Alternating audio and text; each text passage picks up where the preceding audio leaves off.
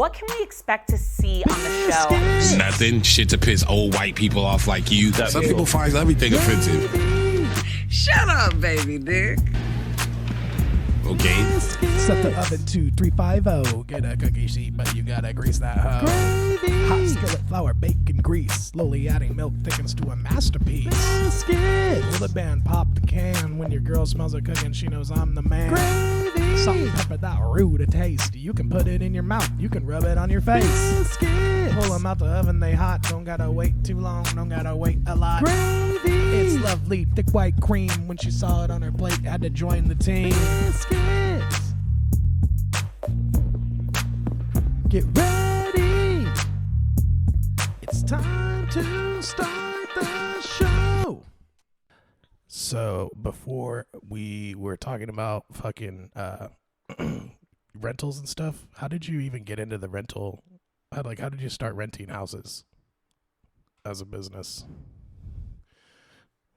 Because I like, you always talk about it, but I've never even like asked you like how you I didn't even know really, you were doing like rentals until you were talking about it. There's like a lot of actual like NDAs I got on that. Okay, don't worry about it. So you have like, how many properties are you managing right now and dealing with people? I got 3 rentals right now, but the thing, like, so I got my accident, and okay. I had a welding company before that. Yeah, there you go. Is that coming in better? Yeah, much better. I had a welding company before that. Okay. And so I had to, because I had to do the like Medi-Cal for a while, so I had to like get rid of everything, all my assets and everything. So I sold my company, and then we got X amount from the insurance, our auto insurance, and then I got a truck, big rig, and I was running a trucking company first until like. With the money from just like you had on hand. Well, I think it was 100,000 on the policy for the auto insurance. And so then because there's this weird transitionary period where it's like you get into an accident and now you're going to get on, would you say, Medi-Cal? Right. And so they're like, to prove that you have to show that you're not earning money anymore. Right. So you have to prove you have only one vehicle in your name. Yeah. You can't enter over $2,000 in your account. You can't make X amount. And so I was all underneath all those. So I had to do emergency Medi-Cal, and I had to get rid of everything and stay off of everything. No income. I couldn't make no income for 2 years for disability to kick in. Oh, so wow. I got that 100,000. I went and bought a truck, a big rig, went down to LA. It's crazy. We went to LA, got it for like dirt cheap. I didn't know that. I never even knew you did that. Had my cousin run it, and it was a mess. Terrible, really? like just lazy. Just keeping up the truck and then dealing with someone else running it. Well, I'm in a chair. I'm in a wheelchair. Mm. So this dude, like, he'd call me for stupid things, like, "Hey, I don't know why the fan clutch isn't working, but it's not working." But yet he's been driving trucks for 25 years. Yeah. So I have to go and like check it out and call somebody, and it's like, "Oh, the airline came off of it."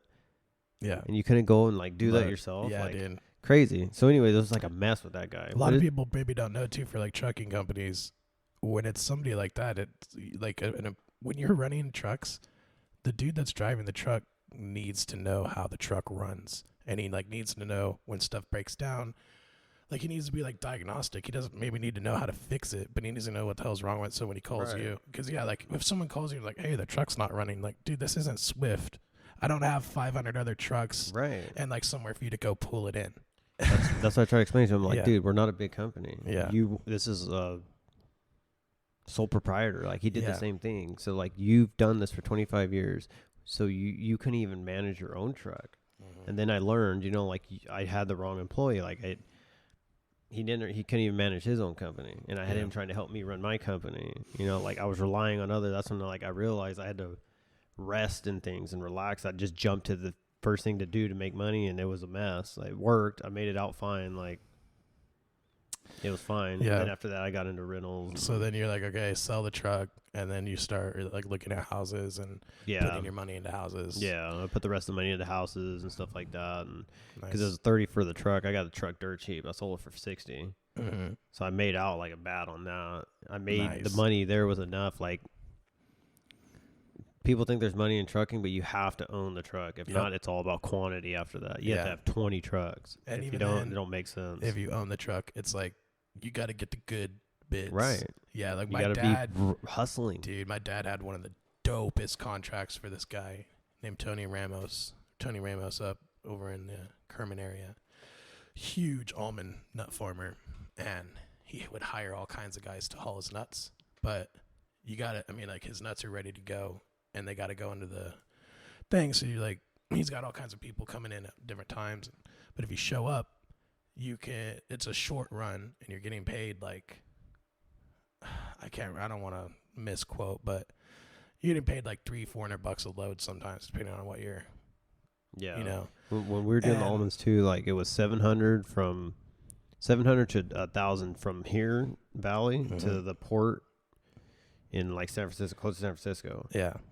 So like local, $300-400 probably. Yeah. But yeah, my dad would go out there and haul like, I don't know how much he would, but he would make like $2-3 grand a week working like 3 days, but hauling like 5-6 loads every time you go out there. Oh yeah. But yeah, so like those are the cool ones. If you can get into those, you can make a lot of money. And that was like a godsend for him because it was also a transitionary period where it's like, he lived his life as a businessman like how most do. Every time you make money, you're putting it back in the business and making the business bigger. So maybe to everyone else, it looks like you're very wealthy and well off, but you're actually rolling right in front of a wave that if it crashes can ruin your business. And also, you're in farming, so that wave is the climate. Maybe it freezes at the wrong time of the year, it rains at the wrong time of the year, and now you can't pay off your loans because you don't make money. Right. So yeah, he was like, I remember seeing my dad when we had peaches one time. He was like, it was right after he built a house and finished rebuilding his house and stuff after it burnt down. Went through like years of fighting the insurance company to get the money to build the house. That's a whole other thing that when I hear people say, like during the riots, it was a big thing. People's businesses were getting ruined. And like the newscasters were like, well, these companies are insured, so it's not a big thing. Yo, you've never had to file an insurance claim if that's what you're saying. Because my parents' house burned down and they had to fight fucking tooth and nail for 3 or 4 years just to get the money they were owed. Because it's the insurance company job to be like, to like not pay you money. Right. That's how they make money. Isn't it crazy? Like, so when you have a claim, they take care of the lawyer for you, which is fighting their own lawyer. Yeah. It's weird. Yeah, it's a weird setup. The whole insurance thing is weird because it all operates on like a gangster idea of like, boy, this is a real nice house you have. Be a shame if it burnt down, wouldn't it? Why don't you pay me a certain amount in case it does? But anyways, yeah, one time I see my dad, like we all supposed to be asleep and stuff. I see my dad outside throwing up next to the pool. And like I asked my mom, I was like, what's wrong with dad? And I, like earlier that night, they had been talking about stuff with the farm. And I remember she was like, I think it was just at such a pivotal moment that like she couldn't even lie. So she was just like straight up told the truth. She was like, he's throwing up because he's sick to his stomach, because he's nervous about what's going on with the farm. Like these peaches were like running into the dirt and then bills are coming up, and like you're harvesting the peaches to make money to pay the bills, but the peaches aren't making money and the bills are still coming. And then he's like throwing up because he doesn't know what to do. He's like scared he's going to lose it all. But if you're just somebody that knows him or someone like him, you're like, oh, this guy's got a sick ass house, a huge ranch. He's got it made. Nah, man. Businesses fail. Yeah. It happens. That's why I want to talk to the lady at Patata Salada because it's like her business is expanding like fucking crazy. Like opening the side to have a bar there. And it's like, yeah, cool. I imagine she's going through the same thing that my dad went through at that time, where it's like, man, this business is booming, but man, I bet it's hard for her to go to sleep at night. I'm not even kidding you. And that's why I want to talk to her too, because I don't know who's even running that place. Because every time I go in there, it's her. She's just like, seems like she's running it. Yeah, it's interesting. She's interesting. But yeah. So, anyways, where were you? Fucking started renting houses, and then what were we talking about before we started recording? Yeah, trucking.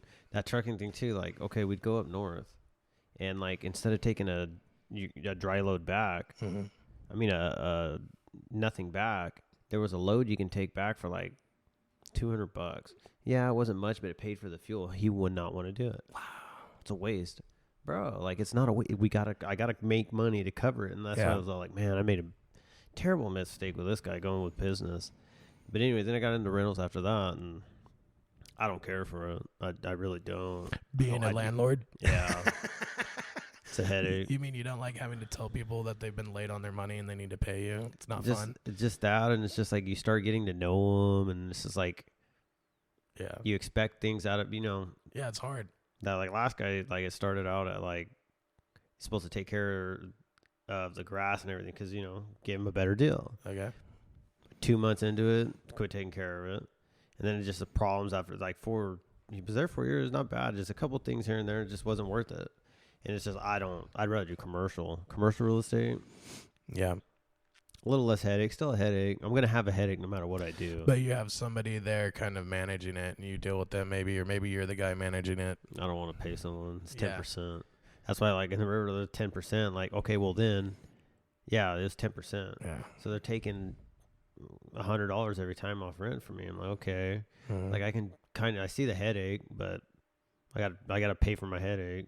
Yeah. Yeah. So that's what you do kind of that's your what you do maybe for, I don't know if you want to say what you do for money. I don't know. Like if it's an NDA kind of thing. Yeah, that's about it. I do like I was doing that jerky thing, but hell yeah. That's pretty much it. I had stuff in stocks, but yeah, stocks are rough unless you're somebody that knows something. Unless, like I got out a long time ago. It's really rough. All the people who are making money. I made a mistake, but yeah. Anybody who's making money with stocks is like, a company that's coming out that is going to IPO and blah, blah, blah. You get in already on that. The whole thing with stocks, it's long term. Yeah. That's the only way it works. Like, you can get in and out, yeah, but like the Buffetts and all is long term. Mm-hmm. They got in at like, I bet you he got in at like, say when the NASDAQ was like a penny, compared to what it is now. Like, he'll never go below that point again. So like, long term, he's fine. Yeah, I see the game of stocks. I pulled out because I didn't see it that way. Remember the Bitcoin rush when it first started? Then it hit like really high. It was like over $50,000 for a Bitcoin. Me and a friend, something I thought. What's so crazy is that I think about all the time, like, oh man, if I had a time machine to go back in time and invest in a stock and blah blah blah. It's like, dude, Bitcoin was the one, and nobody knew at the time because me and my friend both had them, and we were using them to buy things illegally on the internet. And I was like, damn, if we had only just held on to it, man, and not used it. Oh, yeah. Could have made a lot of money. Cash out. But we were That's how it all started, too, with all the black market stuff. Yeah. Did you ever follow along with the Silk Road thing?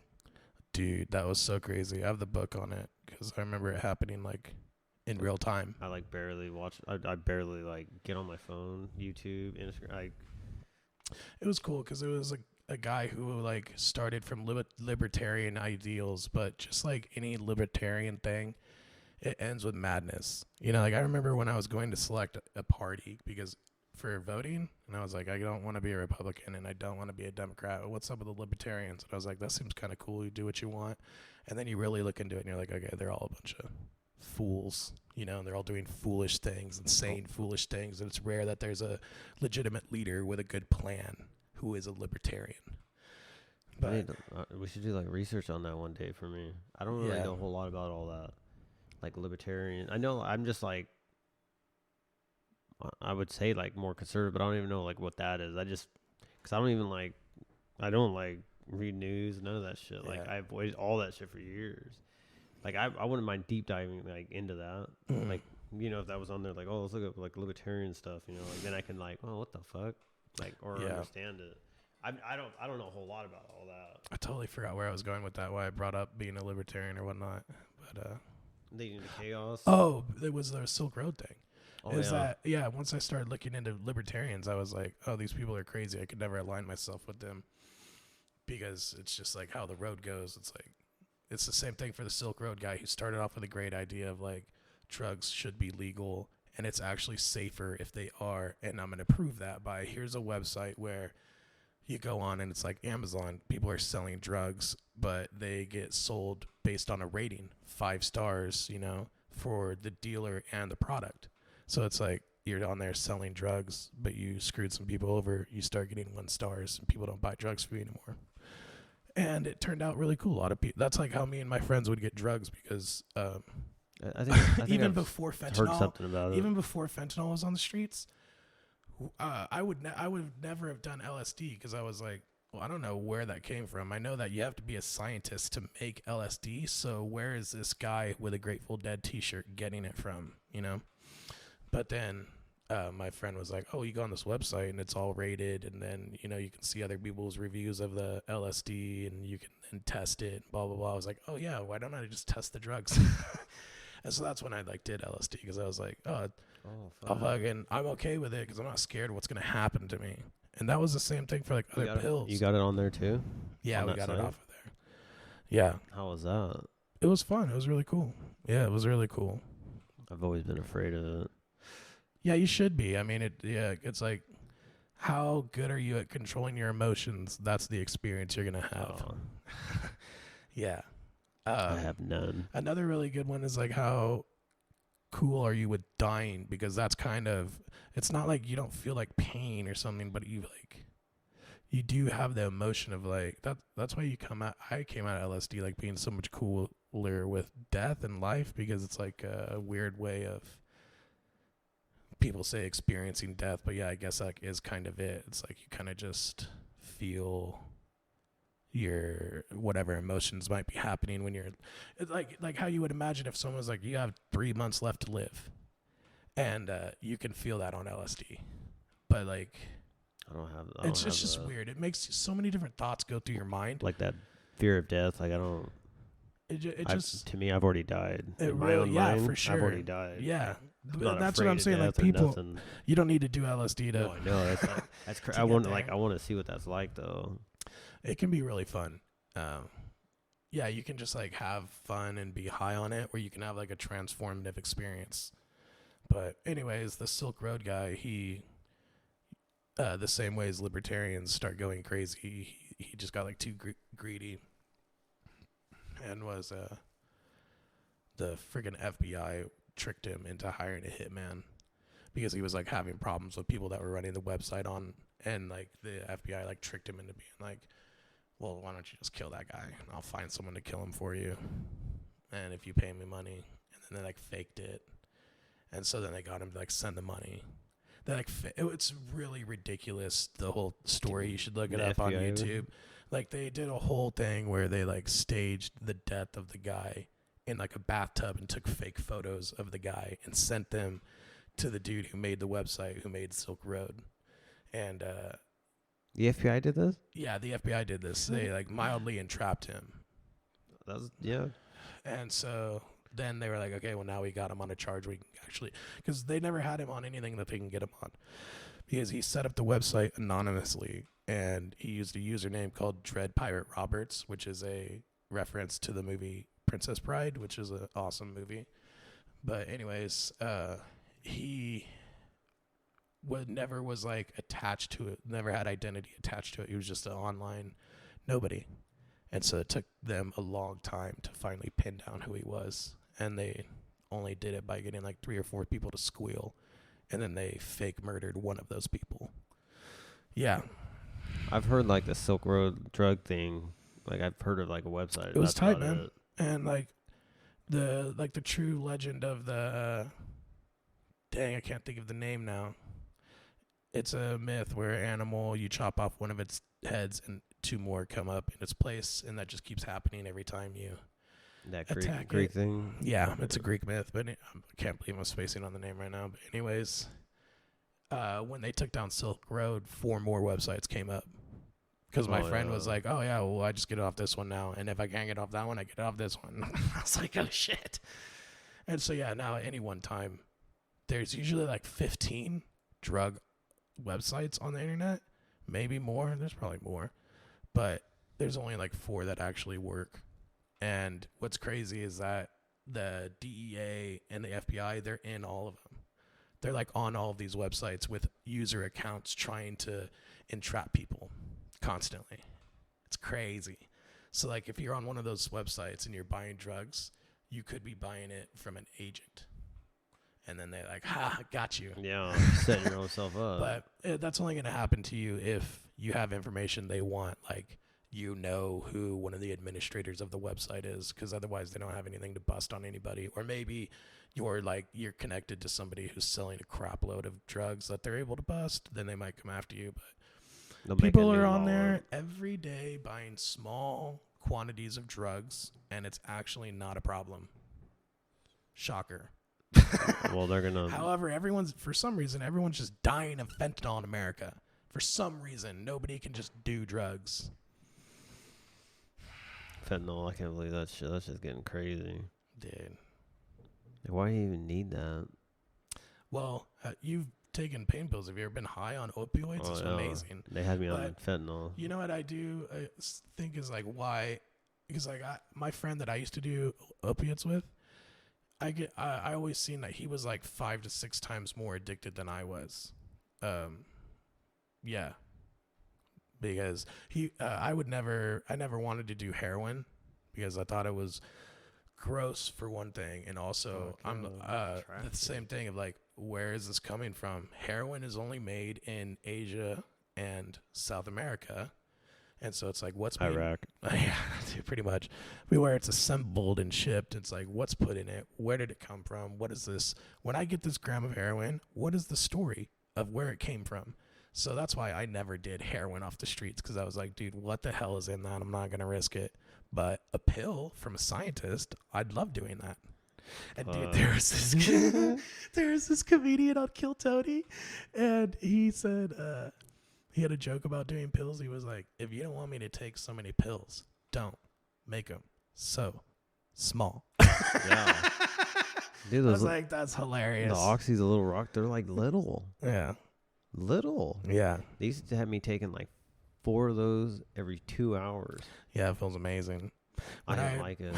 It feels like you're being hugged. Like, I don't know. I always loved it, but, you know, I hate how it does make you feel like it makes you angry a lot. You know, like if you do too many opiates, like too much Vicodin or too much something, like you'll get angry for no reason. Really? Hell yeah. And then like withdrawal wise, or is it like no, just while you're high on it. Really? Yeah. And that would happen to me too. Like one time I remember it's the most embarrassed I've ever been from like, you know, being inebriated from something.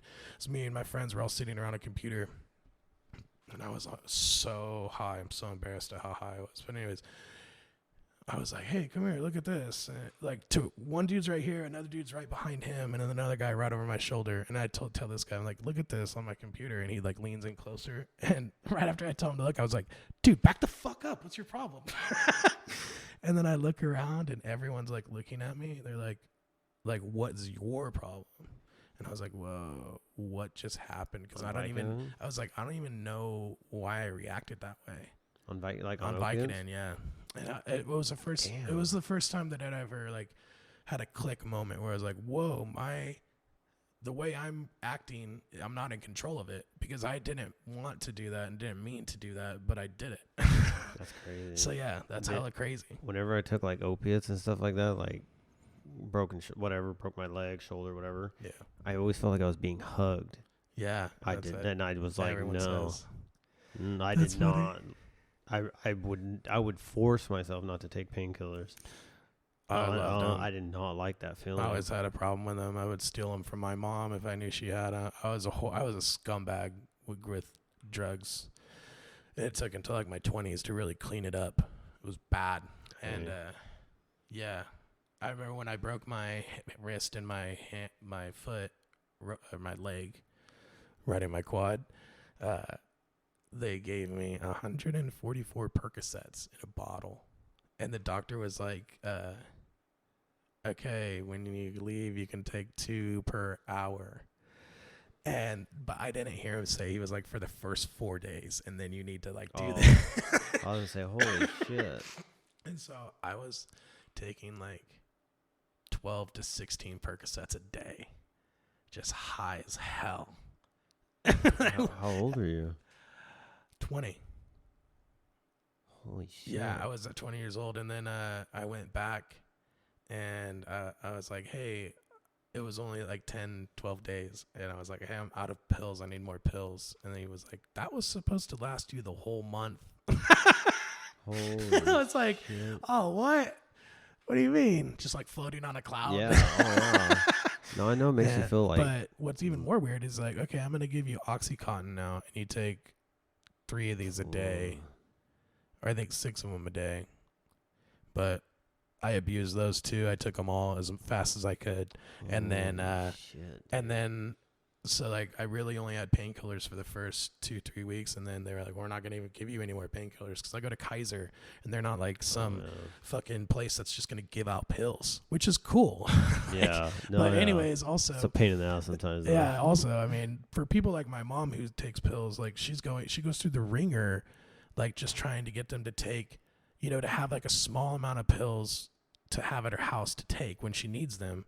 They're like put her through a whole like, are you a druggie questionnaire thing? And it's like, no, motherfucker, I just like to have a Vicodin for when I have back pain or something. Mm-hmm. Yeah, like, and she like blew out her knee too, so I think she takes it every now and then for that or whatever. But it's like, why is she being indicted? She's not a drug addict. You know? when I left community hospital, they gave me 300 Oxycontins. Whoa! And so like. I still have the same ones. Let's that go. Was 6 years ago. I still have the same prescription. I still have like 100 pills left. Wow. Don't tell me that, but wow. No, I got it. I'm kidding. So like, I tried getting more from Kaiser, and they're like, hell no. Really? You ain't getting none. Yeah. It took you this long to get one. You don't need it. I'm like, fuck. Mm-hmm. Now it's a pain in the ass. Like, just in case if I do need them, I still have a bunch, but yeah, I don't like.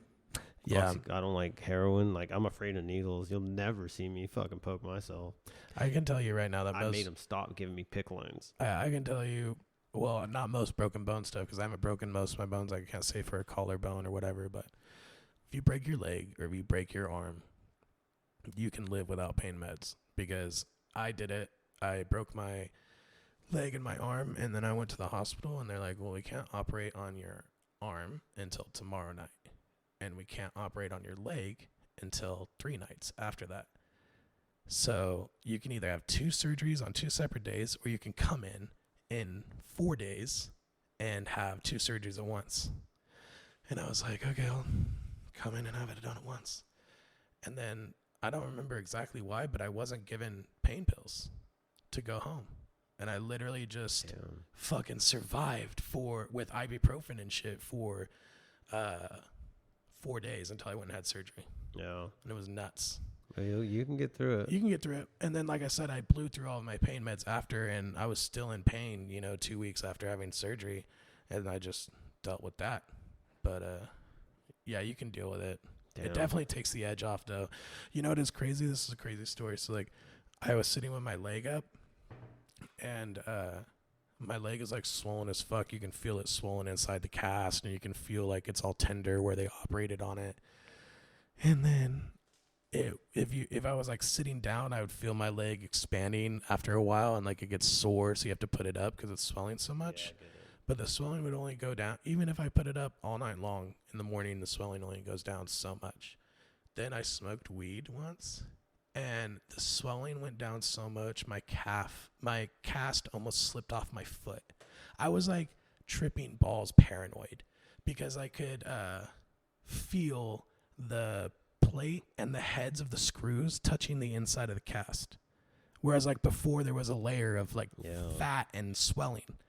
And it fucking, because like, I guess, I don't know, but smoking weed relaxed me or something, or smoking weed is anti-inflammatory. I have no idea.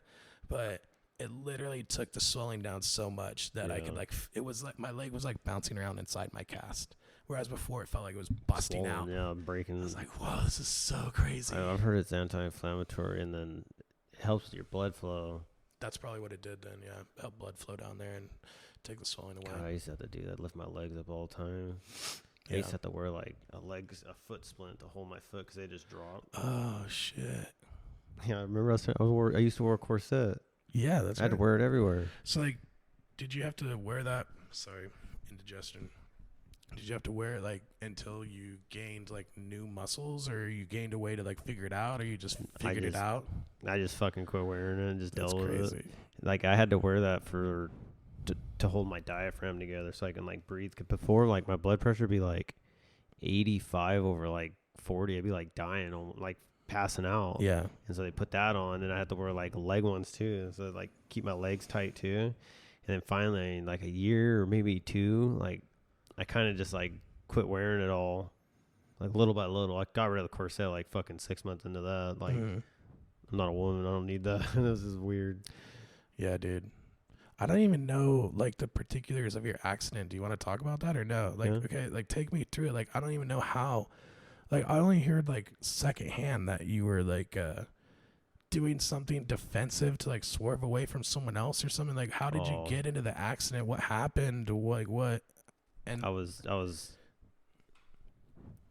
Well, yeah. So anyway, I was going to Kingsburg to go to breakfast, and my sister's. I think it was my sister had that all planned out. Anyway, so I was driving there, and I was going past the fire department right there in Layton. Okay, yeah. Going on towards north on Fowler, and the guy, like I saw him. I was driving, you know. I saw like there's a railroad track right there, and I was watching. Yeah. You know, I saw him, and I was going probably like 45, and I just hit the throttle. I probably should have. It wouldn't have mattered. Whatever. He was blowing the stop sign. I figured I'd shoot through it. So like I hit the throttle and I pulled over as far as I could to get the furthest distance I could to get away from it. And then I just leaned back, and my kid was in there. My mom. He hit like right in front of the back tire on the driver's side and the door. So it was like perfect. And it, got underneath the tire, rolled over the hood, and blah, blah, blah. Rolled over twice or once. I think it was once. Smashed the cab. Yeah, that's about it. And so, like, being thrashed around in there is freaking, what, like, broke your back? Oh, did you have your seatbelt on? I had my seatbelt on and all that, yeah. But I had a welder on the back of the truck, and so like it held the cab up where my daughter and my mom were, because I rolled over on my mom's side and my daughter was right in the middle, and so the cab was held up with my welder. Well, when it rolled, like it teetered over to where my side was, and it just pinched me in there. Oh, wow. Yeah, and then it rolled back over, and then I broke my neck at C6, and then I broke my shoulder or my collarbone again, and then yeah, I didn't get knocked out or nothing like that. I remember like my kid was sitting there like freaking out. Oh my God. And like, how old was your kid? Like 2? She's 3 or 2 going on 3 or. That's what I felt like. Oh, sorry, I was thinking February. It was October. Yeah, she was already 3. Yeah, 3. Wow. That's for my sister's birthday. That's where we were going there. I don't know why I was thinking it was like February. Yeah. Anyway, so my kid was in there. So she's all right, I'm just fucking talking to her like, hey, chill, relax, blah, blah, blah. When you guys are on the side or upside down? No, we landed flat. Right side again. up. Yeah. Okay. I'm pretty sure it rolled once, and that was it. So we rolled over right side up, and then so behind the guy that blew the stop sign was a buddy. They call him Weirdo, I think. Hangs out with like Cervantes and all them. He's a cool ass dude. So anyways, he came up and he's like, oh, what can I help with, blah, blah, blah. So he called an ambulance. There was a ladies on the side of the road and blah, blah, blah. And then the ambulance, the helicopter was there within like 5 minutes, 10 minutes. It was quick. So like, it was crazy because I think they were coming in from Bakersfield or something like that. Wow. It was just like timed out right. And so like, I'm like, I never passed out. I'm just like bullshitting, talking. What the fuck? Talking to the CHP. Are you like in pain, or are you just like the adrenaline is kind of taking over? I was in pain. Like you can feel what happened. It was kind of weird. Yeah, like, okay, so I'm pinched in the van, or in the I'm pinched in my truck driver van now. I pinched in the truck, and I remember like I kind of remember like I thought my hands worked, because I was like I thought if I can pull my head I can get out of this little like pinch, but like it felt like the steering wheel was like pinching my legs. And I was like, oh, I can't get out of here anyways. Yeah. But I don't know if did I break my neck and I just couldn't feel it, and that's why it felt like I was pinned. Like I don't know, like damn. I couldn't move. I remember I couldn't look, and like I can see like out the window, talk to the cops and blah blah blah. oh my God, this is a But trip. I'm pretty sure they had me on drugs like quick. Like I was in pain. I remember that. But like by the time I got into the helicopter, I was like, oh, roll me over. I want to see out the window. Yeah, I'm up in the air now. Yeah, so like the freaking thing flips and rolls and lands, and then you're like pinned, and you're like having these thoughts. You're like, it's not so much pain. It's like you're obviously in pain, but it's not like taking over your mind. Like you're able to like talk with people and like function. Oh, yeah. That's yeah, wild. Completely fine. That's like, wild. All I was worried about was my kid. She was fine. Like, Yeah. not a scratch on her. My mom, I think she like, I don't know if she dislocated her shoulder or Oh shit. or what. My kid was fine. It was crazy, dude. That's so Like lucky. the even the CHP was like, dude, look, I've never seen people strap kids in like this. I'm like, I don't fuck around because like I was already dealing with my baby mama. I don't. I crossed my T's and dot my I's around them. I made sure she was safe. It was just, and the cab held it up. It's crazy. I had a picture of me and Chris Pyle in my dash. You know, my where the speedometer's at, and then like my guys for some. It was outside. My kid found it. She was like running around telling him, "Oh, this is my dad. This is my dad's friend." Like, it was crazy. Like, it wasn't like a crazy like panic. No one like really panicked. Like, gotcha. It was crazy. It just worked out crazy. Like, I feel like everything around like that whole thing just worked crazy. So Even wild. the helicopter. Like, I was messing around with the helicopter people. Yeah. I wanted to look out the window. You know, like tip me over, homie. I want to see. You know, they don't do that, but yeah. Wow, dude. That's in that so moment, I freaking just think crazy. I was just so lost and like I didn't know what was going on. I didn't even like process it. It was just for sure. There's so many things that it's kind of just like a blur. Wow. Yeah. Yeah, it's crazy. That's There's pretty like nuts. people in the hospital. There's a guy that got stabbed. He was like there was a sheriff there, so he had to be from the jail or something like that. So like he got stabbed, and like he was like screaming and yelling and shit like that. And one of the nurses, I was hitting on one of the nurses. I was just, I was high. I knew I was high at some point, like hella drugs. And then after that, I don't remember anything for like probably like 2 weeks. Like I had surgery and all that, and like I don't remember none of that. I don't remember like stuff for almost 2 weeks. I just like started coming to, and like there was like hella people in my room, and like it was like 2 weeks later. It was crazy. Like they had me on like a lot of fucking drugs, fentanyl, like crazy. Yeah. How much time did you have to spend in the hospital? Like a month? I was in the hospital for a month, and I did a rehab for a month. Yeah. It's 2 months. And then I'm sure you're just like in and out of there for the next year, just all the time. Yeah. No, I never went back. Oh, really? Oh, well, never mind.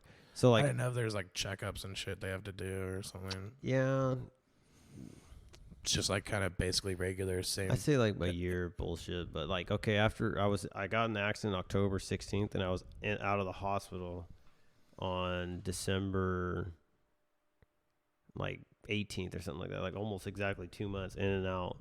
And then after that, I did outside rehab for like 6 months, and they canceled that because insurance and all that money and blah blah blah. Yep. And I don't. Yeah, I think I never. So amazing. I don't think I did anything else after that. Yeah, but so like all of this happened because the dude ran a red light. It's it's such a shame. If only we had known when the person who sold him that truck knew that guy was going to run a red light, it could have all been stopped. Because that's what we say about guns. No, I know. When people shoot up a school, we're like, oh man, if only we had a way to know. If we could stop him from getting that gun. If only we could have known to stop that guy from running that red light that day. Same thing, Yeah, you're starting from a bad place, and that's why your logic's not working. You're never going to stop people running red lights. You're never going to stop. You can certainly ratchet it down. We can do some things to ratchet it down, because it does kill me with every report of the gun violence when they're like, and he bought his gun through legal means. But also it's like, let's remove all of the guns. Nobody can buy guns anymore. The only thing that's going to change is when a school gets shot up, you're going to hear, and he obtained the gun illegally. There's still going to be guns. Yeah, there's nothing you can do about that. We don't even kind of big. even like the criminals, like Yeah. they get their guns anyways. Like so what makes you think that all these laws are going to stop them all of a sudden? Yeah. That ain't gonna stop them. I can go get illegal guns right now. I know people. That's what I was saying. You can get them in America. I mean, even in the most democratic liberal cities, you can get guns very easily. Oh yeah. Yeah, San Francisco, New York, Los Angeles, guns are everywhere, even though they're not allowed. Yeah, I know. Even in the Philippines, there's no such thing. You can't have guns over there. But they had 1911s made there, and then people that worked there quit doing that job and would go home and do it and make their own guns and sell 1911s. Wild. Richard told us some stories about it. Like, damn, dude, that's crazy. Love me in 1911. Oof. They're so sexy, dude. My dad gave me a gun one time, this sick-ass gun that he had. It's the 1911. I'm so spacing on so many names right now. I'm sorry. I don't know a whole lot about guns. It's a Colt. I'm sorry. It's a Colt, and it has like the OG wood grip handles on it with the OG Colt like symbol. That is like pretty rare to find on the grips, that you actually have the little Colt insignia, because they like changed it after a certain year, I think. And most of the guns have like a different emblem. Yeah. But I was like, one day I was like, man, I think I'm gonna switch these grips out, Dad. And he was like, I don't think you should do that. He was explaining to me why. I was like, you're right, these are badass grips. I only have a couple guns. I only have a couple guns too. Yeah. Yeah, no. I only have one 17 HMR. Oh, That's it. God, that's such a good gun, dude.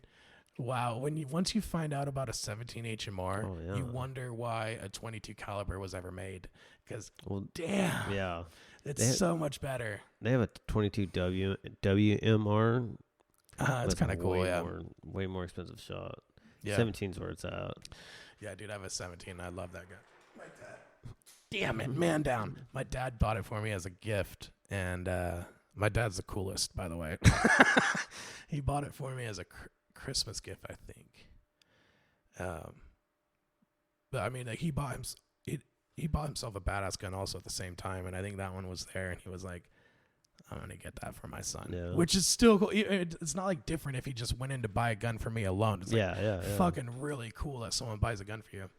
But yeah, he has a beautiful 30-30 that looks just like it. Like mine, it has a stainless steel barrel and like a beautiful wood grain. And his is a stainless steel 30-30 with the same kind of color wood grain.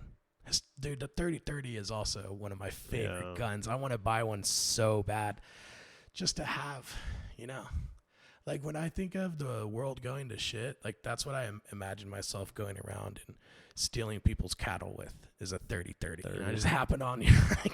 I drive up on your fucking land with a 30-30. Aren't those bolt? Yeah, bolt action.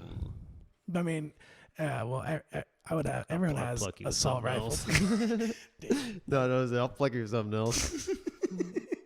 Dude, the efficiency of an assault style weapon is, the liberals are correct.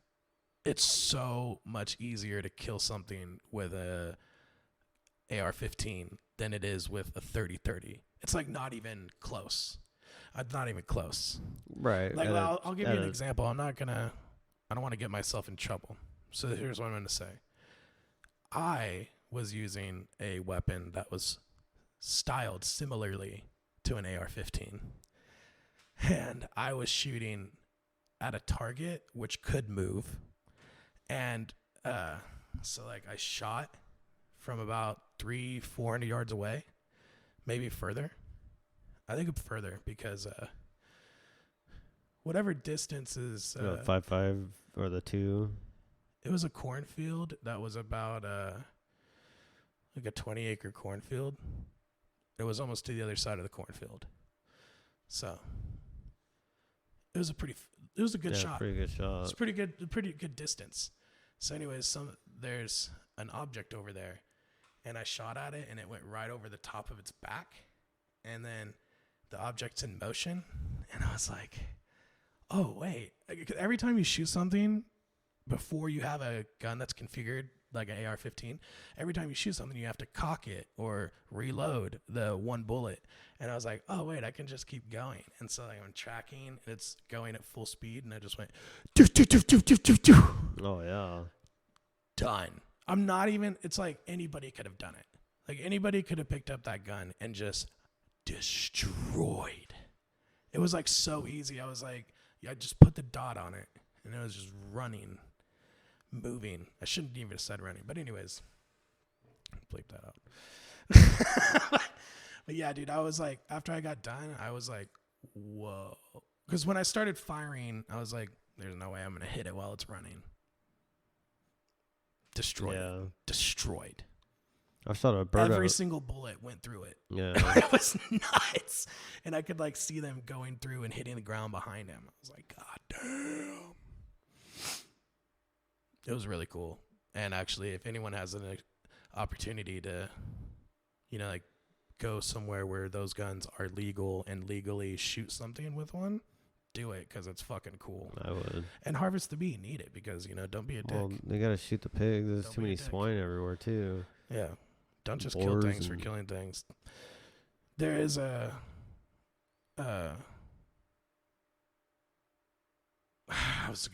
I'm sorry. I was like, thinking about whether or not to say something. But yeah, guns are fun. The liberals are lying. Guns are fun. No, They're really cool and fun. They're just like fast cars. They're dangerous. They're cool and fun. And people shouldn't be keeping them from us. No. Yeah, I have like a couple guns. I like shooting shit. Like, I'd always shoot squirrels and shit like that, and birds. And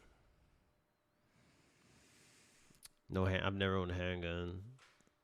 Handguns are much harder to shoot than most people think they are. Like, if someone came through that door right now and one of us had to shoot them with a handgun and they were able to move, you're like 10% likely to hit them.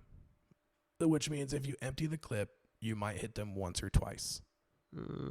I'm not even kidding you. You, especially after your first shot with a handgun, your next shot after that is way more inaccurate, and your third shot, wild. I don't know. I've shot in squirrels with handguns. Yeah, no, you can get good for sure, but I'm just saying, like, most people can't shoot No, I know pistols that, for yeah. shit. Most people, and most shooters, like people who are shotgun, like shoot birds and shit, and riflemen, you put a pistol in their hand, and they're fucking, you know, they're not hitting bullseyes. But like, yeah. I'm just trying to think that one out.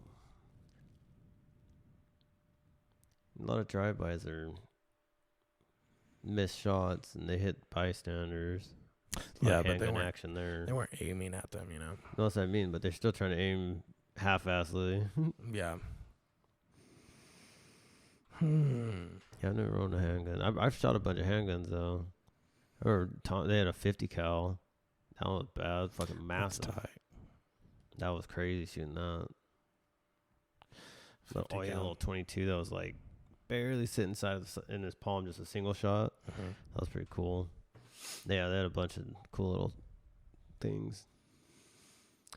Do you want to, this is a subject change. Do you want to hear a funny story about kids? I was at the playground with my daughter, and like I don't know how much you know about playground culture, but I'm pretty new to having a kid and being around other people's kids. Like, I don't go to church, and my kid's not in school, so I'm not like hanging around people with other kids and stuff. But so we're at the park, and there's a playground, and where the slide goes down, it's over the top of my head, and like I have to, if I reached up, I could touch it. So I'm like 6 foot tall. If I reach up, that's like another almost 4 feet. So it's like a 10-foot platform, and you stand on that and slide down. And I'm up there with Graceland, and this kid climbs up the slide, and he's now standing about to jump off from the top. And I was like, yo, this kid's basically about to jump off a roof. Because I think a roof is 12 foot. Yeah, Right? You're about right. Yeah. Like, this Did kid, jump down the slide or off the side of it? off the side to flat ground. And I'm like, yo, I'm going to see a kid break both his ankles right now if I don't do something. And I was like, should You I stopped him? Should I stop him? And then I was like, nah, fucking, I'm gonna watch this kid. Oh, yeah. Fucking, and he jumped and did like the worst tuck and roll ever, but he tucked and rolled and he was totally fine. I was like, damn, what it was like to be a little kid that, you just jump off shit and don't break bones. Yeah. But yeah, I remember, I think it was Timmy Batista. He, one of them, I don't know if it was him, but I remember my brother telling me he jumped off his roof when he was a teenager and broke both his ankles. Oh, shit. But yeah, I was like, damn, this is a moment right now where I could stop it from happening. But yeah, a little part of me kind of wanted to see it happen. I'd want it. I would have. Well, for one, it ain't my kid. I don't give a shit, so it ain't no problem. Two, I want to see what's gonna happen here. Yeah, dude. If he hadn't tucked and rolled, he probably would have broke something. Oh yeah, because it was a pretty solid jump. Damn, pretty I remember solid. jumping off the roof too. Like, oh man. Hell yeah, dude. That it reminded me of jumping off the trampoline. That was my favorite. I remember jumping. It was like the first time that happened to me as a kid, where I like, oh, you can't just jump off anything. Because I was like, I would like kind of run fast. You know, you could like be on the trampoline and jump like forward. I would do that, and I would jump forward off the side and like tuck and roll really fast. And because you were only like 5 feet off the ground, it wasn't that bad.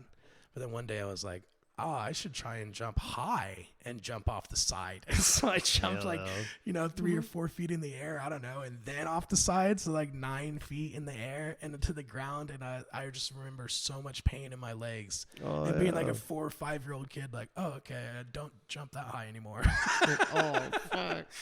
But, dude, this is a famous story in my family that people used to make me tell all the time because of how silly it is. But this guy, that used to work for my dad, named Sergio, he was the fucking coolest dude ever. My dad and him would be working out in the field just all the time, and sometimes he would bring his son over and he would hang out with me, and my mom would watch him.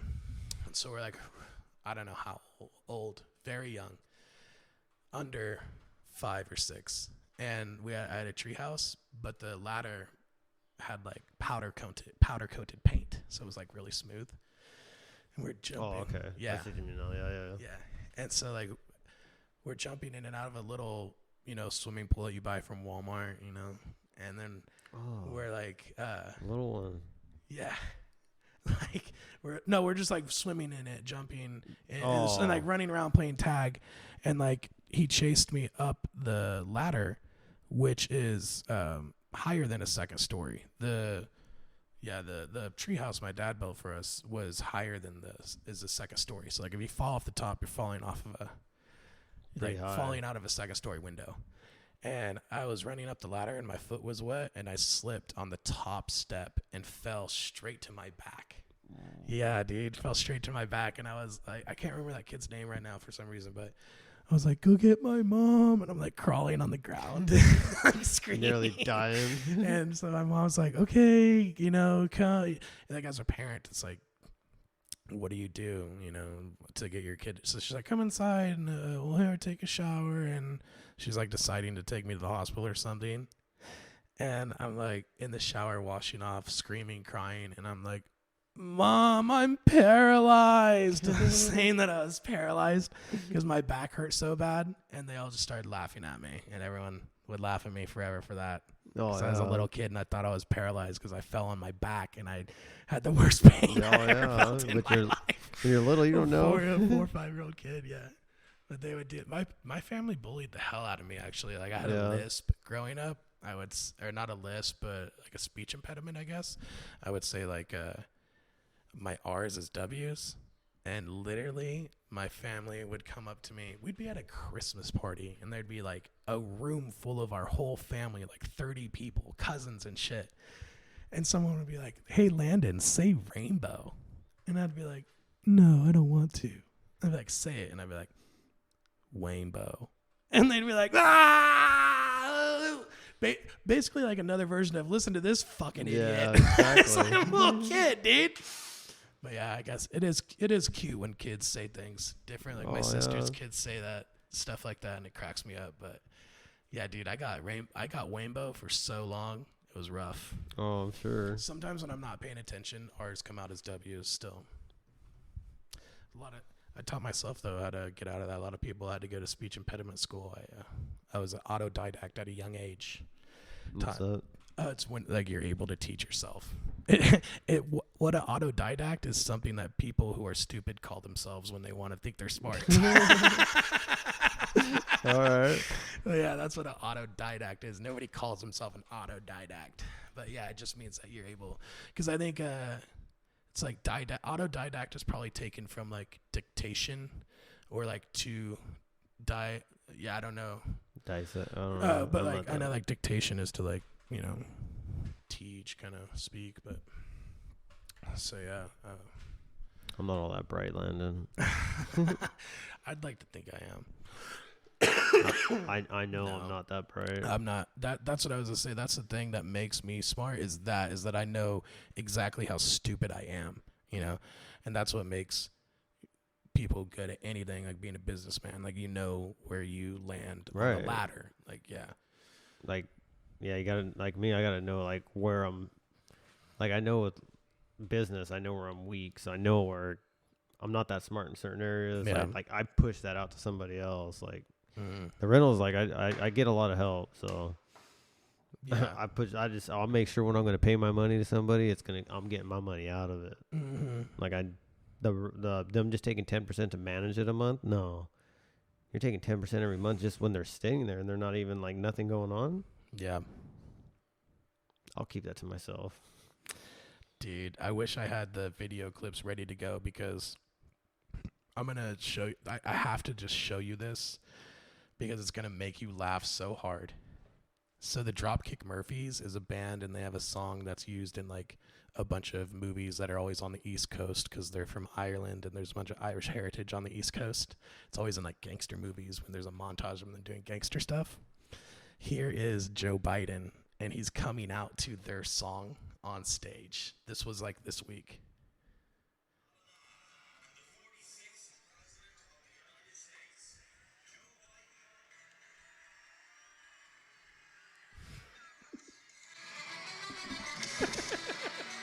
That's what you really came out to?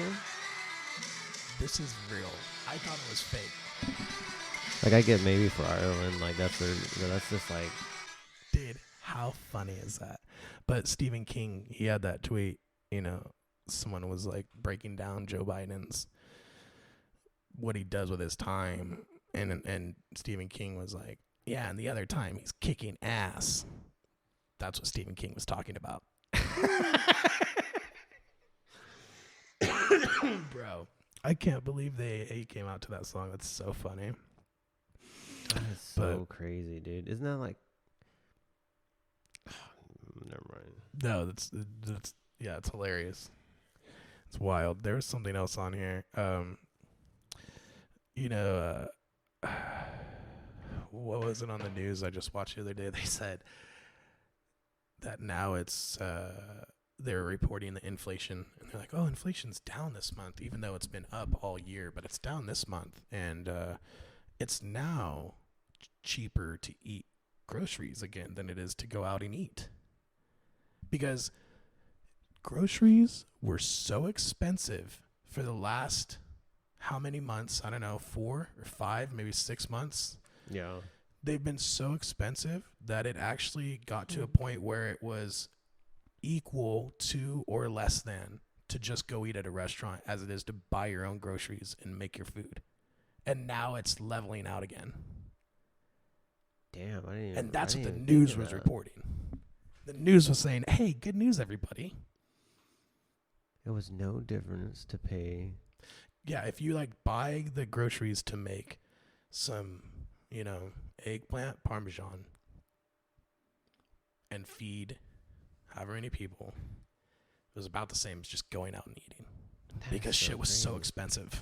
Well, like I was thinking that the other day with the price of fuel, like I don't know why I'm not getting 91. I was paying fucking 5 something for 87 not too long ago. Yeah. And it's like the same thing. Well, why even go to the grocery store if it's the same price for the fast food? Mm-hmm. I know. I would really like to know. I think they're trying to get people just used to it. Yeah. Like used to paying that price. Is it beneficial to actually run 91? Does it give you better gas mileage, or does it just keep your engine clean? Because I heard, like, my aunt, she used to say, oh, I run 91 because my engine runs cleaner and blah, blah, blah. And I'm like, well, how are you knowing that? It's just 91 is just the combustion rate, whatever. Yeah, it just so burns a little hotter. So technically you don't use as much maybe, but it's only... I don't know about hotter. I don't know how to explain the combustion thing. I think it's not necessarily that it's burning hotter. I just think it's more ignitable at a certain pressure than 87. Like, so I don't know if it's like I want to say it's hotter. It's more. There's more octane, so it makes it more combustible at a lower compression rate or a higher compression rate. That's why when you do like 10-to-1 or the high compression pistons, you have to run the higher octane. Yeah. And so those cars have like aluminum pistons, maybe, I don't know, polyphenolic pistons, whatever it is. I don't know the exact, but it's not like if you wanted to explain it to somebody who doesn't know anything about it, you would say 91 doesn't burn hotter, it burns bigger. Like it makes a bigger explosion than an 89 would, because it's burning it's like you said, it's able to be compressed in a different way, so you're able to get better power out of it. That's why you use a higher octane for race fuel and shit. Yeah. That's where I was thinking. You get more bang for your buck, I guess. Is like a way to think of it. It's not like you less energy being wasted. Not necessarily that it's burning hotter, but it has a better capacity for. You can like change the spark plug temperatures too. Like they make different numbers for spark plugs. You can, because when we did the quads, you'd run 8s or 9s or whatever in the summer. In the winter. Because I don't know. There's different numbers in spark plugs too to go off of heat ratio or whatever. That's why I don't really. The best way I can describe it like that is power getting out of it. Yeah. I don't know if you need less to get the same amount of combustion, or if it's just the same exact amount of just less compression is needed to get that combustion. Yeah. I know a little bit about cars, but not a genius yet. Every time somebody says I know a little bit, but I think of Starsky and Hutch when Snoop Dogg was on in the movie, and he's a golf caddy, and they tell him, man, you know a lot about golf. And he's like, but I know even more about grass. Yeah. Dude, I don't even know I don't know if I've seen Starsky and Hutch. Dude, that movie is so funny. It's got one of the funniest cocaine scenes of like making fun of people on cocaine. Yeah. It's really funny. Ben Stiller is fucking master. Yeah, Starsky dude. and Hutch. Oh, wait, what's the other guy? Owen Wilson, yeah. And they had the cool car, the Gran Torino. I might have seen that. Steven, they watch movies like crazy. Oh, really? Oh, yeah. Dude, I love movies. Him and I would have a good conversation. I know. That's why I was telling Jake to come over here, because Jake's like, dude, I'm watching. He'll get the editor's cut or whatever. Hell yeah. With the 10 discs or whatever come with them. And I can't remember which one he just got. He's all happy about him, but I pick on him about it all the time, fucking gay. But I never watch movies. I get into movies. One of my favorite things about movies is when I watch one and then you come out at the end and you're like, I think this movie made me feel this way, and then you feel so engaged in that you look up who made the movie and why they did, and then they say exactly what you thought, and you're like, holy shit, what a good artist or creator, because I got exactly the message that they wanted, but I didn't know that that's what they were doing. Right. This is a bad example, but I went and saw Rogue One in theaters. It was a Star Wars movie. It was one of the first new Star Wars movies they did. And I was like, oh, this is tight. I'm going to get so lit and go see it. Wait, what year? Maybe 2016. I don't know. It was a while ago. Fuck. Yeah, it was a long time ago. But I remember watching the movie and I walked out of the theater and I was like, wow, that was a really good movie. And you could have removed all the fantasy elements. Not had been in space, not had blasters, just have guns. And I was like, that would have just been a good war movie. Just a good military movie. Oh, okay. I was like, I felt like I just watched fucking Saving Private Ryan, the Star Wars version. Really? Yeah, it was sick, dude. It was really good. Yeah. And I'm not gonna spoil it because if you haven't seen it, it's been out forever. But anyways, it's I good probably because you're won't watch watching the movie and it's like you see the climax comes and everyone's like in the battle and you're like, man, how are they gonna get the fuck out of here? And then you're like, okay, the only way this ends is if they all die. And then they all die. And it's like, damn, that was good. It was good because they built up sick-ass characters that you loved. And then they fucking killed them all. And you're like, oh, my God, wait. They didn't. They won, but they all died. It was so good. But anyways, I'm walking out of the theater, and I'm like, damn, that was just a good war movie. It was just a good-ass war movie. I feel the same way watching that as I did. You know, you've obviously not watching Saving Private Ryan because that's like a war that everyone's connected to in real life. But anyways, then I look up, I didn't even look it up. Just years later, I happened to see the director talking on Instagram or something. And he's like, yeah, you know, when I set out to make that movie, I just really wanted to blend all the elements of a good war movie with a good Star Wars movie. And I was like, whoa, you did it, man. Because that's fucking exactly how I felt. Like, I had no idea that's what you were doing, but that's exactly how I felt. And that's happened with a lot of movies, with like especially Quentin Tarantino and stuff. And like, he likes Quentin Tarantino. People like that, you know, fucking Scorsese, all of the masters. Obviously, that's why their movies are so good, because they set out to tell a specific story to make you feel a specific way. And then most people do feel that way when they see the movie. And they're all obviously masters of like deciding how to make people feel, which is actually really difficult. When you like set out to make something and edit down a video, what you really realize is that like the true artistry of filming and making videos comes in the editing. Because you could film everything a certain way and then you can edit it to mean a totally different thing. Yeah. I think like the only movie that I really watched twice was the one with Jim Carrey, The Endless Mind or The Spotless Mind. Oh, I've never even seen that one, but everyone said it was good. That one. Yeah, that was pretty crazy. Trip, they say. Yeah, I watched that one like a couple times. It tripped me out. I'm like, damn, like almost like those Black Mirrors. Remember the Black Mirror? Nah. On, like Netflix or something. Oh like that? Yeah, like the futuristic things. They like, had some cool ones, yeah. Oh, except some of them, I was like, what the fuck? Because one of them, I think, was a robot dog that like killed people. Did you see that one? So they did an episode with a robot dog, and it was killing people. But the reason it was killing people is because I may be misremembering this, but like some kid stole something from a factory. He stole like a teddy bear from a factory, and this robot dog was on guard at the factory, and it chased him down.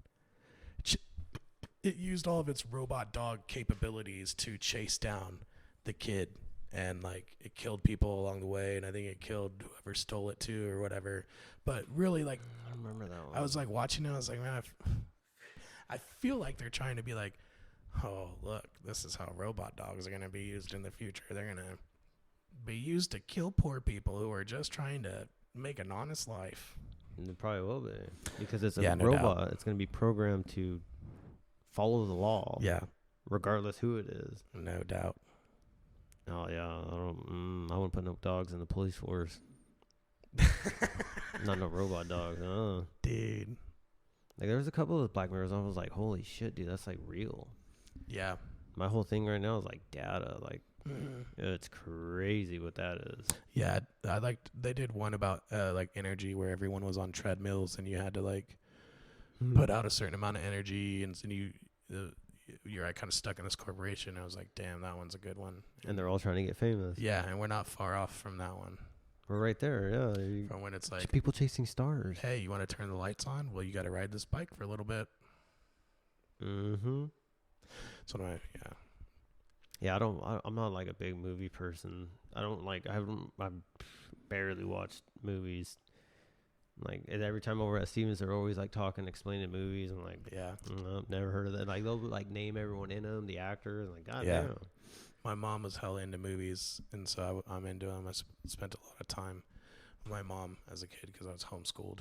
So like we'd always watching movies and shit. I'm losing my voice because I was fucking dehydrated. But I think we'll fucking call it an end. and we'll fucking pick up next time. All right, dog. Nice one. Peace.